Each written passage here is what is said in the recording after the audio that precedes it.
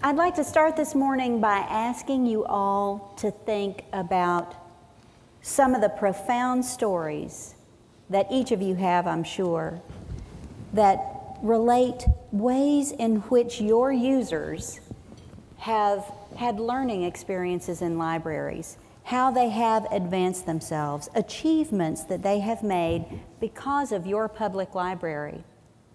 As you think about that, I just want you to take a moment to be proud of yourselves, to be proud of what you do.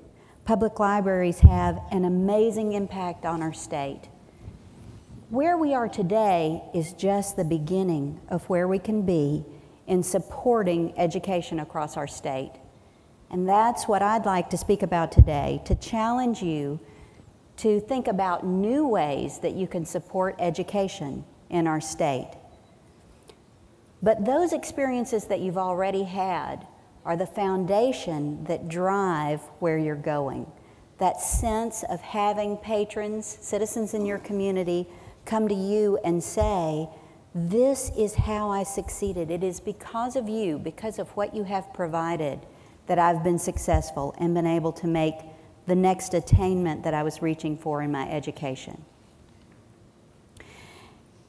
Along those same lines, I want us to take a moment to think back to library school and remember how in that first semester of library school, and probably throughout your library education, if it was like mine, you heard over and over again that libraries are about lifelong learning. Education today is changing dramatically and at a rapid pace. As we've seen in the videos today, and as many of you have heard, online education is growing at a tremendous rate. Increases in the UT Telecampus enrollments were up 40% during the past year. That's a dramatic increase. It demonstrates the interest that people have across the country and here in Texas about improving their education, about utilizing technology to advance their education when they might not otherwise be able to attend a campus in person, might not be able to, because of family commitments, because of distance. Online learning can be the solution for them. I'm going to talk a little bit about a report that some of you are familiar with, I'm sure, that was published by the Texas Higher Education Coordinating Board back in 2000, titled Closing the Gaps. Closing the Gaps was adopted by the Texas Higher Education Coordinating Board because, as explained in the executive summary of that report, there is a looming crisis in higher education in Texas. The report stated, Texas must take bold steps for the future success of its people. Planned steps are all directed towards increasing the numbers of people in the state who hold advanced degrees. Why is this so critical? Well, the monumental impact on income per capita speaks for itself. In Texas, the estimated increase in income for an associate's degree over a high school diploma is $12,000 a year.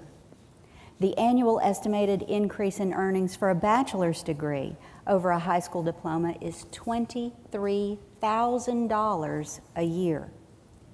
If Texas continues to fall behind in graduating dramatic increases in the number of students that we currently had in 2000, and even today we are still behind, then there's going to be a negative impact on every one of our communities as our population is less and less able to keep up with our standard of living. That means fewer tax dollars coming into our state legislatures to be allocated to all kinds of services, including libraries. So this is one of those opportunities. So often we heard yesterday the word collaborate, partner. This direct impact on our communities is one of the many reasons that partnering and collaboration is critical today to support higher education. If not, Texas stands poised to be one of the most populated, least educated states in the nation, promising high unemployment, decreased quality of life, and a tremendous economic burden on the state. So what can you do about it? As our panel so powerfully intimated yesterday, partnerships.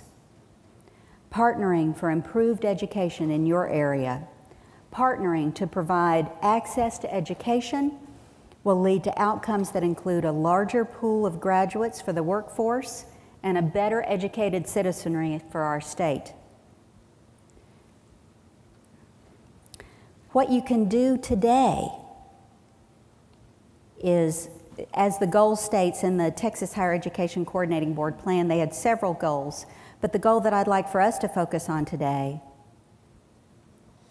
is participation, helping us to reach as a state our goal of graduating 500,000 more students by the year 2015.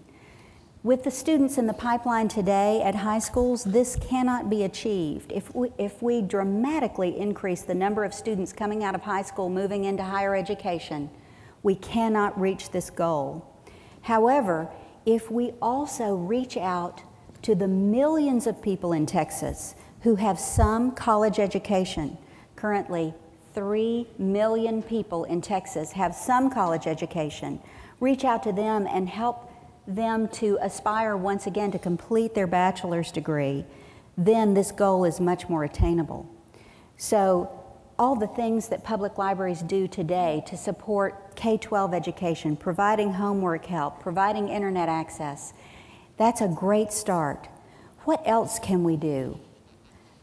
We can, there are many, many ways that we can support education today by even starting small, things that you can do right now in your library. For instance, hosting fairs where you invite regional, local colleges to come in, invite your high school guidance counselors to come in and speak, contact your state universities and colleges and ask them to send literature and brochures about their distance education classes.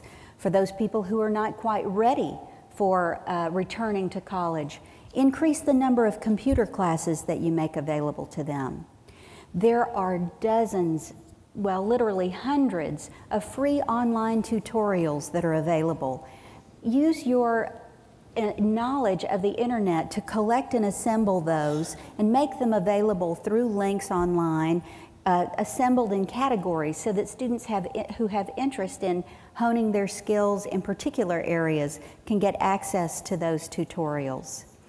You might also consider setting aside particular carrels or kiosks in your library where people can check out laptop computers, use your Wi-Fi, and check them out for a period of 4 hours. Oftentimes, computer stations have much shorter time limits. Well, students who are enrolled in online classes could present their student IDs, and then you could make those laptops available for them for longer periods of time so that they can complete their study. But we live in Texas, people. We need to think big and act now. We need to work together. You know, yesterday the panelists spoke so powerfully about us collaborating. Let's collaborate to put our content in context. All these materials that I've been speaking about today that are available online, we can work together to assemble them into some kind of usable repository, perhaps at a state level, so that each of you can connect to them and put your patrons in touch with those elements that can help them get from where they are today to where they want to be. So I challenge you today to use this forum as a springboard so that you can work together as a group to identify what tutorials and information already exist to support your patrons and how we can work collaboratively by reaching out to higher education, to business community leaders in your community, and let's start something that's as big as Texas to support education and drive economic development in our state. Thanks very much. I think I'm gone a little bit over time, so let me just put these slides up quickly, and hopefully we can make them available later so that everybody can see some of the other ideas. Thank you so much for having me. Thank you, Terry.